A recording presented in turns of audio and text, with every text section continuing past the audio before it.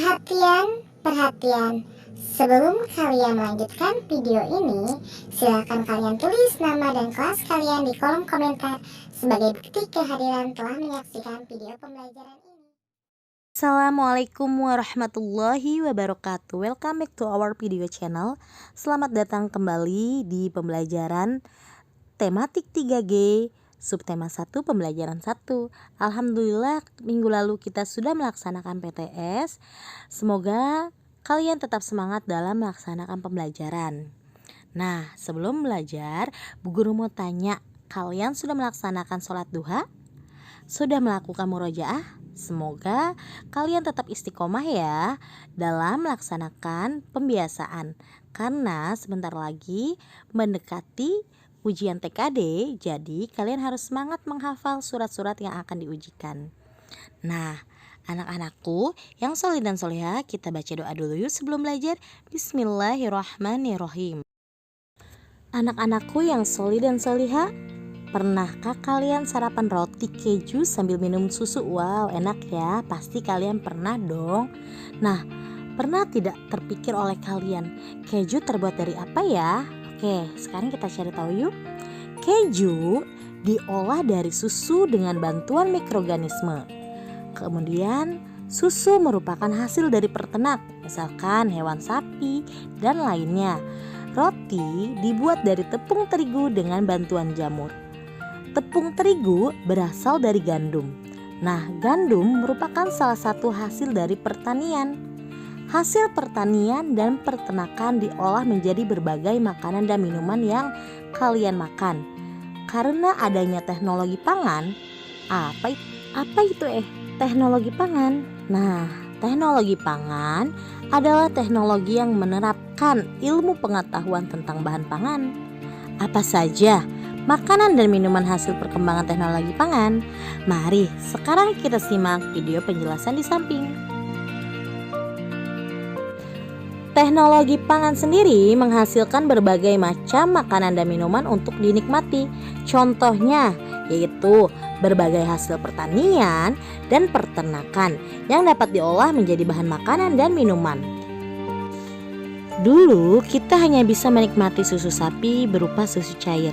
Namun kini seiring berkembangnya zaman, banyak produk olahan susu yang dapat kita nikmati, seperti varian rasanya dan juga jenis-jenis susunya. Ada susu cair, susu kemasan, dan susu bubuk. Teknologi pangan. Dalam kehidupan, manusia memiliki kebutuhan dasar berupa pangan, sandang, dan papan. Kebutuhan pangan merupakan kebutuhan akan makanan, sedangkan kebutuhan sandang dan papan merupakan kebutuhan akan pakaian dan rumah. Kebutuhan pangan merupakan kebutuhan yang paling banyak dipenuhi. Agar kebutuhan itu terpenuhi, beraneka jenis bahan pangan harus tersedia sepanjang waktu. Padahal, bahan pangan mudah rusak atau membusuk. Oleh karena itu dibutuhkan cara yang tepat untuk mengolah, menyimpan, mengemas, dan mengawetkan bahan pangan. Cara penanganan bahan pangan tersebut membutuhkan berbagai pemikiran dan percobaan. Setelah melalui pemikiran dan percobaan, lahirlah cara-cara yang disebut dengan teknologi pangan. Teknologi pangan adalah penerapan ilmu pengetahuan untuk mengolah bahan pangan. Dengan teknologi pangan, bahan pangan dapat tersedia untuk waktu yang cukup lama. Kelebihan hasil panen pertanian dapat diolah menjadi bahan pangan yang lain. Cara pengemasan bahan pangan pun bertambah maju sehingga bahan pangan menjadi bersih dan bebas dari bibit penyakit. Setelah tadi apa yang dipaparkan oleh Bu Guru, sekarang waktunya kalian mengerjakan tugas di halaman 5. Ayo berlatih. Tulislah sumber bahan pangan yang diolah menjadi makanan. Membuat tempe. Teknologi pangan tidak selalu dilakukan dengan cara yang rumit dan biaya mahal. Beberapa teknologi pangan dapat dilakukan dengan cara sederhana. Bahkan yang dilakukan telah diresepkan secara turun-temurun dari nenek moyang kita. Salah satu teknologi pangan tersebut adalah dalam pembuatan tempe. Tempe merupakan makanan yang digemari di Indonesia. cara pembuatan tempe cukup sederhana dan telah dilakukan oleh banyak pengrajin tempe di Indonesia. Nah, mau tahu gimana cara pembuatnya? Yuk, mari kita simak proses pembuatan tempe. Check it out. Yang pertama yaitu cuci bersih kacang kedelai. Setelah dicuci, kacang kedelai direndam selama kurang lebih 13-18 jam. Kedua, kupas kulit kacang kedelai. Jika kacang kedelai sudah lunak, cuci kembali kacang kedelai dengan membilas menggunakan air. Ketiga, kukus kacang kedelai selama 1 jam. Yang keempat, tiriskan kacang kedelai dan biarkan hingga dingin. Yang kelima, bubuhi kacang kedelai dengan ragi tempe, lalu kemudian aduk hingga merata. Yang keenam, bungkus kacang kedelai yang sudah diberi ragi dengan daun pisang atau kantong plastik. Yang ketujuh, biarkan kacang kedelai mengalami proses fermentasi selama 2 hari. Inilah cara step by step pembuatan tempe. Membuat tempe dari kacang kedelai. Kacang kedelai dicampur dengan ragi lalu dibungkus. Setelah itu disimpan di tempat yang gelap selama beberapa hari. Kemudian menggunakan daun pisang untuk membungkus tempe. Coba perhatikan bentuk permukaan daun pisang yang digunakan untuk membungkus tempe. Berapa luas permukaan daun pisang tersebut ya? Mari kita cari tahu yuk. Agar lebih mudahnya, kita perkirakan luas daun menggunakan kartu yang berukuran lebih kecil dibandingkan daun.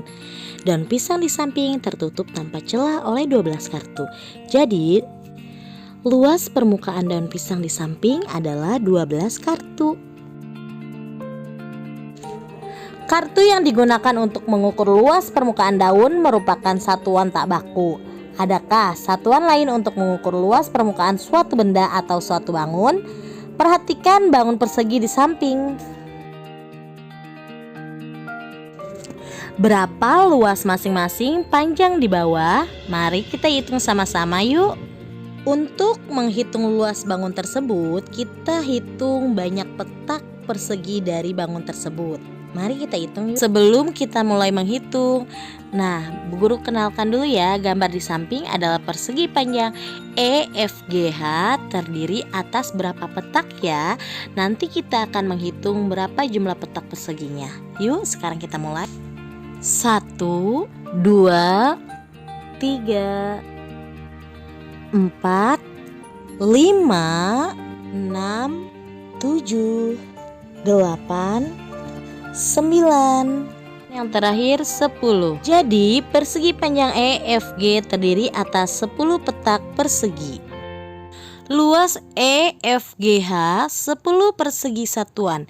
Jika kita gunakan perkalian, maka sisi EF terdiri dari 2 petak dan sisi FG terdiri dari 5 petak. Luas persegi panjang EFGH yaitu 3 dikalikan 2 kali 5 sama dengan 10 persegi. Indonesia kaya akan hasil tanaman yang berlimpah. Beraneka jenis buah dan sayur dapat ditemui di sini. Hasil buah dan sayur tersebut ada yang dapat dimakan langsung, namun ada juga yang diolah menjadi masakan. Lagu berikut menceritakan tentang kekayaan hasil alam Indonesia. Mari kita nyanyikan bersama-sama yuk.